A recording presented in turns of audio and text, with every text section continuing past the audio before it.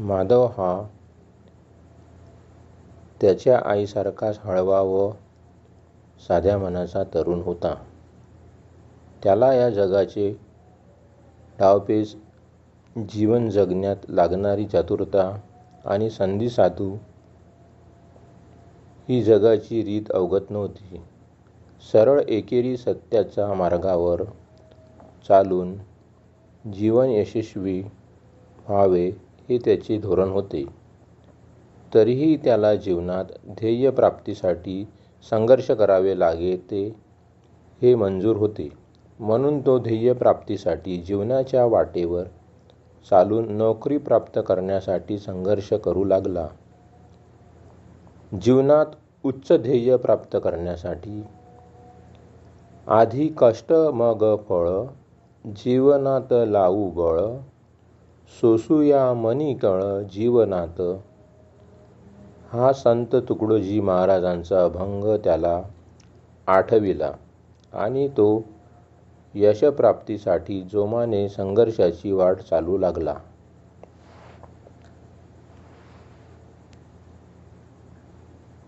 जयेश हा माधवचा खूप जवळचा मित्र होता.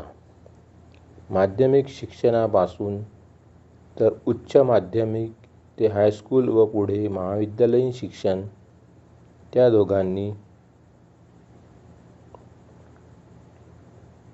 एकत्रच घेतले होते. शिवाय दोघांची घरे आसपासच होती, त्यामुळे ते एकमेकांसोबत कोणतीही गोष्ट शेअर करायचे व काही करायचे असेल तर शिक्षण व जीवनाबद्दलचा निर्णय घ्यायचा असेल तर दोघेही एकमेकांसोबत सल्लामसलत करायचे.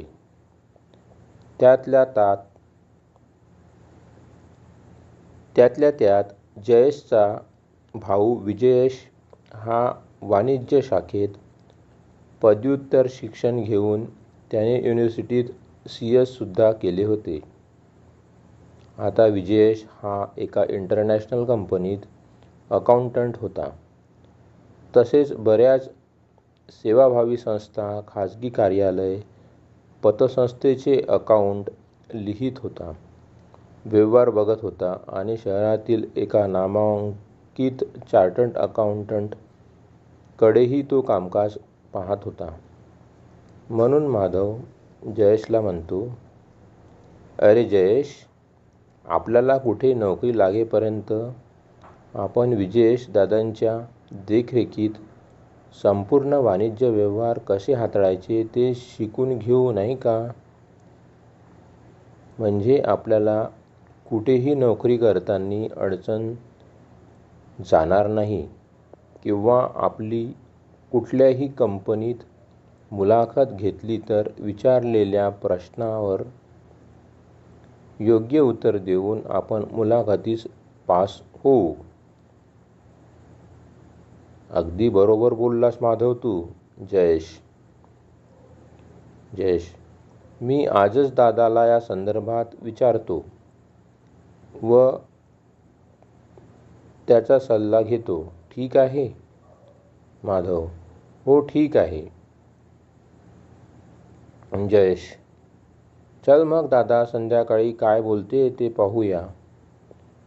मी तुला उद्या भेटतो. माधव, ठीक आहे जयेश. माधव आणि जयेशचे 12वीपासूनच शहरातील नामांकित अशा प्रेरणा ट्युशन क्लासेसचे प्रोप्रायटर श्री गुल्हाने सर यांच्याकडे अकाउंट या विषयाची शिकवणी लावली होती. गुल्हाने सर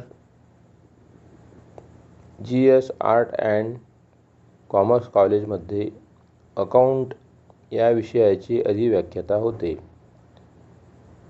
ते इतर वेळेस सर्वच वाणिज्य शाखेच्या विद्यार्थ्यांसाठी खाजगी शिकवणी चालवत होते. त्यांची शिकवणी खूप साधी व सोपी होती. साध्या व सोप्या भाषेत ते प्रत्येक बॅचच्या विद्यार्थ्यांना अकाउंट संबंधी सगळ्याच बाबी समजून सांगायचे. सकाळी 6 पासून तर 9 पर्यंत 3 बॅच व संध्याकाळी 6 ते 9 पर्यंत 3 बॅच ते विद्यार्थ्यांच्या घ्यायचे. प्रत्येक बॅच 1-1 तासाची होती. त्यामुळे जयेश व माधव प्रेरणा ट्युशन क्लासेसमध्ये शिकवणी लावून ते अकाउंट या विषयाला समजून घेऊन 12वीच्या बोर्ड परीक्षेत ते दोघेही चांगल्या गुणांनी पास झाले होते. संध्याकाळी जयेशचा दादा विजयेश कंपनीतून काम संपवून घरी आल्यावर रात्रीचे जेवण आटपून निवांतपणे बसलेला असतो. त्यावेळी जयेश आपल्या दादाजवळ जातो. त्याला दादाला काही विचारायचं होतं. जयेश दादाला, दादा मला काही विचारायचे आहे. विजयेश, हां बोल. जयेश, दादा, माझा मित्र माधव व मी असे ठरवले आहे की तुझ्या अकाउंटिंगच्या ऑफिसमध्ये दिवसाचे काही तास अकाउंटचे काम पाहावे, जेणेकरून आमचा अकाउंटबद्दलचा सराव होईल व खाते लिहिण्यासंबंधीचे बारकावे आम्हाला लक्षात येईल. दादा, आम्हाला वाणिज्य क्षेत्रातच करिअर घडवायचे आहे. म्हणून आता आम्ही पदव्युत्तर शिक्षणानंतर त्या अनुषंगानेच स्पर्धा परीक्षा देण्यासाठी वाचनालयात संध्याकाळचे 2 तास देऊन त्यासंबंधी तयारी करीत आहो. विजयेश, अरे वा छोटू, ही तर छान गोष्ट आहे. तसेही मला 2 व्यक्तीची गरज होतीच, मात्र खाजगी ऑफिसचे काम खूप वाढले आणि मी दिवसा कंपनीत काम करायला जात असल्यामुळे घरच्या ऑफिसात जास्त लक्ष देऊ शकत नाही. तुम्ही दोघेही हे काम योग्यरित्या शिकले तर मला खाते लिहिण्यासाठी मदत होईल. शिवाय तुमच्या कामाचा मोबदला म्हणून काही मानधनही मी तुम्हाला देईल. माधव व तुझे माझ्या ऑफिसमध्ये स्वागत आहे. मला तुझा व तुझ्या मित्राचा अभिमान आहे.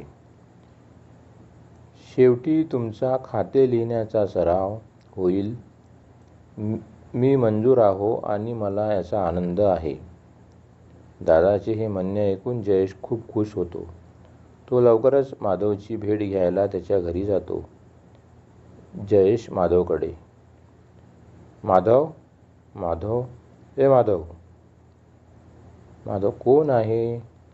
जयेश, अरे माधव, मी आहे जयेश. माधव, अरे ये मित्रा, बैस. जयेश, अरे मी दादाशी काल रात्री बोललो. माधव, काय म्हणाले मग दादा? जयेश, अरे मित्रा, दादा मंजूर झाला. या उलट त्यालाही या गोष्टीचा खूप आनंद झाला. आपण त्याच्या कामात मदत करून खाते लिहिण्यासंबंधी व वाणिज्य क्षेत्रातील बारकावे शिकण्यासाठी रुची दाखवत आहो आणि शिक्षण झाल्यावर नोकरी शोधण्यासाठी व मेहनत घेण्यासाठी जागरूक आहो म्हणून त्याला आपला अभिमानही वाटला. माधव, अरे वा जयेश, किती छान आहे तुझा दादा.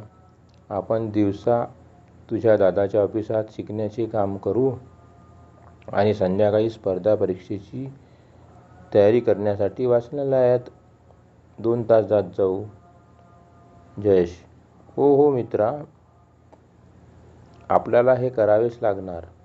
तेव्हाच कुठे चांगली नोकरी आपल्याला मिळेल आणि जीवनाच्या लढाईत आपण अवश्य जिंकू.